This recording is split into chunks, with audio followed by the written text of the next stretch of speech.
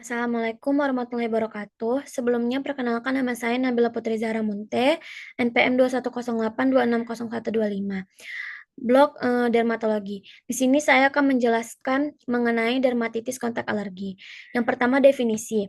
Dermatitis kontak alergi atau DKA adalah suatu dermatitis atau peradangan kulit yang ditimbulkan setelah adanya kontak dengan alergen melalui proses sensitasi. Dan hal ini terjadi sebagai respon tubuh terhadap pengaruh faktor eksogen maupun endogen. Untuk etiologi dari dermatitis ini ialah bahan kimia sederhana dengan berat molekul rendah yaitu kurang dari 1000 Dalton.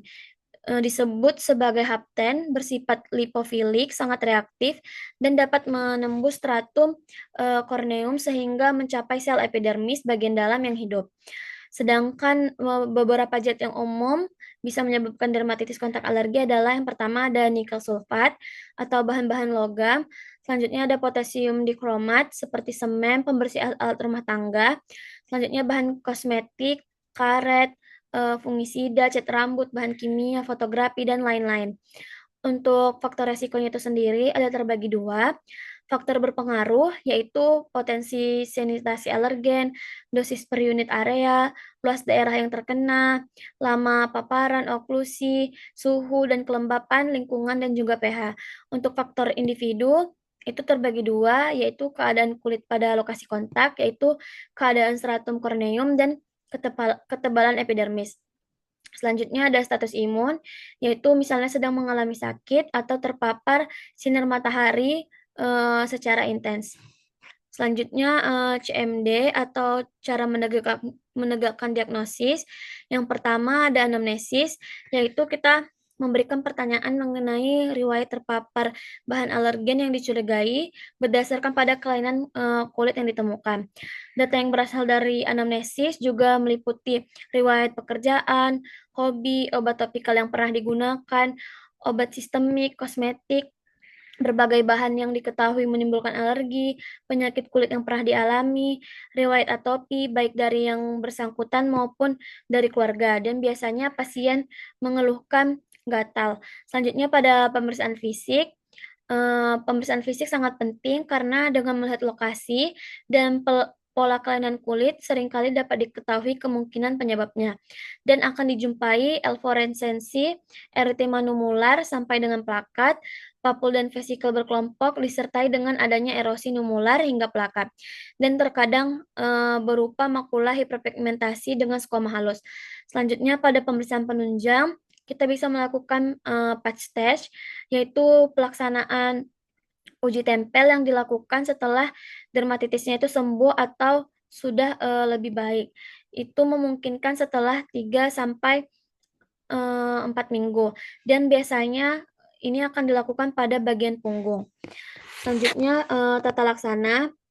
Pada tata laksana non farmakologi, pada keadaan basah kita bisa mengkompresnya dengan NaCl 0,9%, sedangkan pada topikal kita bisa memberikan obat kortikosteroid seperti hidrokortison 2% 2 kali dalam sehari.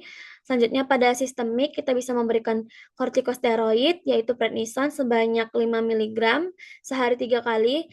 Selanjutnya pada antihistamin kita bisa berikan cetirizine tablet 1 kali 10 mg per hari dan bila terdapat infeksi sekunder bisa diberikan antibiotik seperti amoksisilin atau erythromycin dengan dosis 3 kali 500 mg per hari selama 5 sampai 7 hari. Selanjutnya pada prognosis dermatitis kontak alergi ini umumnya baik sejauh bahan kontaknya dan dapat disingkirkan. Prognosis kurang baik yang menjadi kronis bila bersamaan dengan dermatitis yang disebabkan oleh faktor endogen. Contohnya dermatitis atopik, dermatitis numularis, atau juga psoriasis. Faktor lain yang membuat prognosis kurang baik adalah paparan alergi yang tidak mungkin dihindari. Selanjutnya untuk komplikasi bisa terkena herpes simplex, eritema multiforme, dan neurodermatitis. Untuk edukasi, yang pertama kita memberikan penjelasan kepada pasien untuk menghindari alergen penyebabnya, dan pasien dianjurkan untuk menggunakan alat pelindung diri saat berkontak dengan bahan alergen secara langsung. Selanjutnya kita menjelaskan untuk tidak menggaruk pada bagian lesi atau bagian yang gatal. Selanjutnya penjelasan tentang pemeriksaan penunjang yang dilakukan, yaitu patch test yang tujuannya untuk mencari tahu penyebab alergi dari pasien.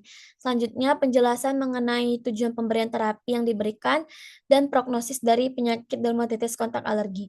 Ini referensi yang saya gunakan. Jika ada kesalahan dan kekurangan, saya memohon maaf. Assalamualaikum warahmatullahi wabarakatuh.